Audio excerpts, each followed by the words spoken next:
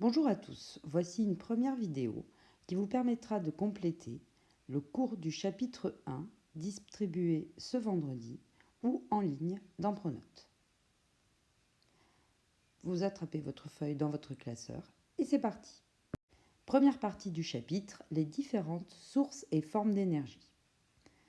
Pour vivre, nous avons besoin d'énergie pour plusieurs éléments. Pour manger, se déplacer, s'éclairer et se chauffer. Il existe différentes formes d'énergie dont vous avez sûrement parlé dans d'autres cours ou les années précédentes. Premier type d'énergie, l'énergie électrique.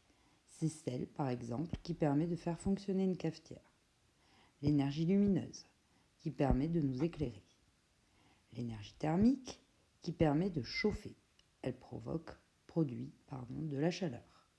L'énergie chimique, qui nous permet de nous nourrir en absorbant des aliments, de faire fonctionner une pile et beaucoup d'autres éléments.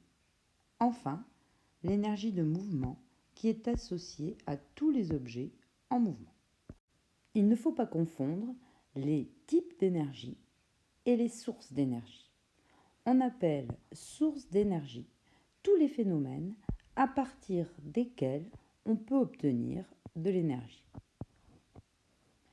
Il existe des sources d'énergie dites renouvelables qui ne disparaîtront pas à cause de l'activité humaine et des sources d'énergie non renouvelables qui, elles, disparaîtront à cause de l'activité humaine.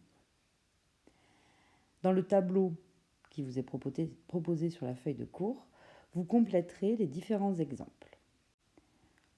Commençons par les sources d'énergie renouvelables. Il y a le vent, utilisé par exemple grâce aux éoliennes, l'eau grâce aux barrages, le soleil grâce aux panneaux photovoltaïques qui permettent de fabriquer de l'électricité à partir de la lumière du soleil, ou encore aux panneaux solaires thermiques qui vont permettre de réchauffer l'eau qu'on utilisera dans une maison. La source biomasse correspond à tous les végétaux que l'on peut faire par exemple brûler pour produire de l'énergie ou thermique ou électrique. Et enfin, la géothermie qui est une énergie liée au sol. Géo, ça veut dire terre, comme dans géographie ou géologie. Et thermie, c'est pour le mot thermique, chaleur.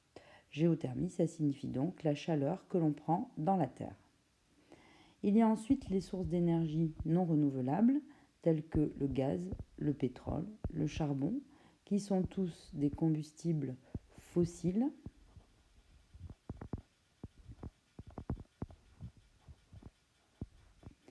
Et l'uranium, qui est un combustible, une source d'énergie qui va être utilisée dans les centrales nucléaires.